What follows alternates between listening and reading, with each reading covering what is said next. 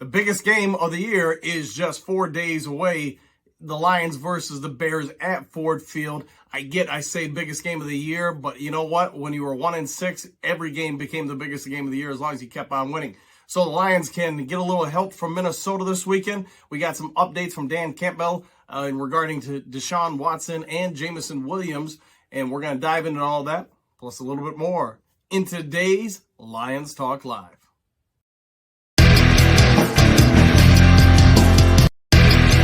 Well, greetings and salutations to everybody out there in YouTube land. I'm your host, once again, Dan Thornton. I want to thank you all for taking a little bit of time out of your day to tune into Lions Talk Live. If you haven't yet subscribed, please consider doing so. It takes you about a second and a half to go ahead and hit the subscribe button, notification bell, and maybe even leave a thumbs up. If you have any commentary, please go ahead and leave it in the comment section below. Let me know what you think of this video, ideas for other videos, etc.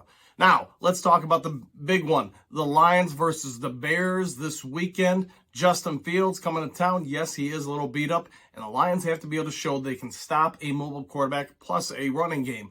Naturally, in Carolina, they didn't do so hot with that. And now, instead of controlling their own fate, they can mostly control their own fate. But they are going to need some help from other teams in order to still get into the playoffs. Not a ton of help, but just enough to make it happen. A lot of things that are going to have to go their ways, but you can start this weekend by just controlling what you can control.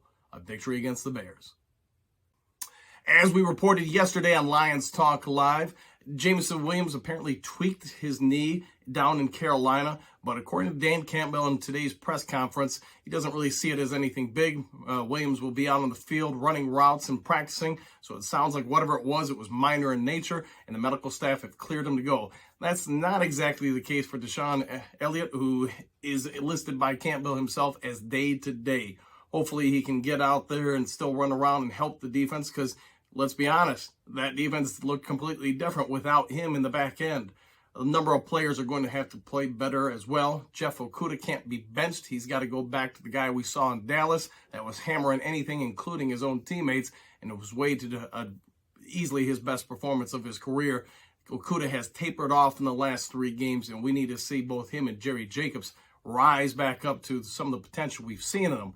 Ups and down, left and low, whatever it may be, the defense is going to be the focal point of everybody's eyes when we face the Bears. If they get ran over by Justin Fields and the rest of the Bears, then our playoff opportunities have probably gone bye-bye for the rest of this season. All right, now let's talk about the offense real quick. Yes, obviously the defense was the focal point of most of what went wrong last week, but let's not excuse the offense. We did have a turnover in the red zone. Who are you going to put the blame on? I mean, that's up to you guys. You got both the quarterback and the center saying, hey, it's my fault. Good on them. Neither man wanted to hang out somebody else to dry. Nobody wanted to pull a Derek Carr or whatever and point fingers somewhere else, or a Zach Wilson. Both people involved, said, hey, it's my fault. Point your fingers at me. Whatever it may be, the Lions offense was not great last time against the Bears, but sure wasn't bad. It wasn't great against Carolina Panthers, but it sure wasn't bad. And yes, we're playing at home, indoors. That's probably going to help. I'm sure we're all aware that Goff has played incredibly well in home games at Ford Field, and I think the Lions are going to need more of that.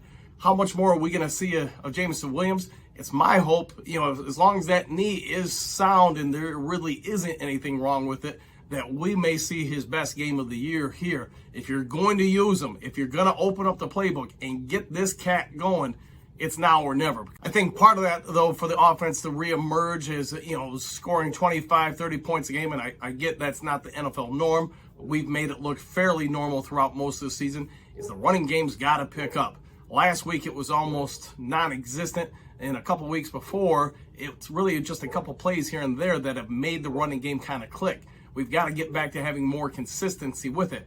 In my opinion, a lot of that is behind guard Evan Brown, who's not really a guard. He is a backup center. He's a very good player, but he's being asked to play a little bit out of position at right guard, and he's not great at run blocking. He is very good in pass blocking, but if you look at a lot of our runs the last few weeks, when we go to that side, there isn't a lot of movement from the offensive line in his position.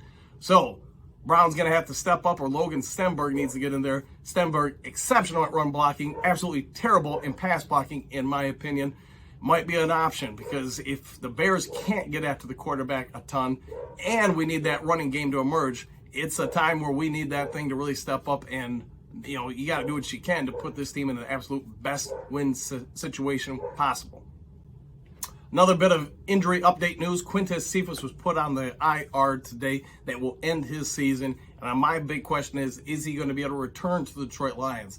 This will mark 2 years in a row he suffered some injury that has sidelined him for the vast majority of those respective seasons. He's shown a lot of promise when he's out there, but he's also shown he's not very reliable, unfortunately, because injury prone. Either the foot, the shoulder, whatever it may be, this kid can't stay on the field, and he's only been on the field a little bit. The other thing that I want to talk about real briefly, because I don't want this to be an incredibly long video, is if Minnesota can do everybody a favor and beat Green Bay in Green Bay, no small feat, then the Lions win this weekend. Green Bay's out. Detroit still remains in the playoff hunt. And if, perhaps the Washington Commanders and Seattle Seahawks could lose this weekend while Detroit wins and Green Bay loses, then Detroit would emerge into the final playoff spot, which means going into Green Bay for the season finale, they would control their own fate. A win and you're in, a loss and you're out. Adios. So we'll break down the matchups for the Chicago Bears tomorrow in tomorrow's Prediction Thursday version of Lions Talk Live. Another topic, we reported it yesterday on Lions Talk Live, and I know a number of you had mixed feelings on it. Either loved the information or you disliked the information. I'm just here to pass it on. There was a brief incident in the Carolina airport where apparently, and I'm giving to you what I know so far, apparently Aaron Glenn and Kelvin Shepard got into it in a skirmish that I understood is nothing more than a minute or two, nothing big, nothing like people throwing blows, just a lot of heated exchange of words, a lot of talking, a lot of yelling and screaming. Eventually, both men were broken up by two players. I do not know who the players are, but the incident, from what I've been told by two different workers who work at the airport and then two cooperating workers at the airport, is that the entire thing lasted about a minute and a half. No, they didn't want me to go into further details or show any kind of video, because that could get them into some issues with their job. So I get it. Ultimately, like I put in a lot of the comment section below and yesterday's video, do I think this is a big deal? No, I do not. I think you got guys that understand the Lions had an opportunity to wrap up a playoff spot, or at least move into position to have the final playoff spot in the NFC. They understand their defense just got shredded, and they were probably blowing off nothing more than steam. Not a big deal, in my opinion. Well, I'm going to wrap up the video here. Not a ton of news today, so I threw at you guys what was out there. I hope you're enjoying Lions Talk Live. Again, if you haven't yet subscribed, please consider doing so. It's my hope by the end of this weekend's game, maybe I could be at 800 subscribers. That would help me out a ton. I hope you all enjoy your day. If you haven't yet subscribed, please do so. Leave a thumbs up, a comment in the section below, whatever you feel comfortable doing. Take care, enjoy your day, and see you tomorrow on another Lions Talk Live.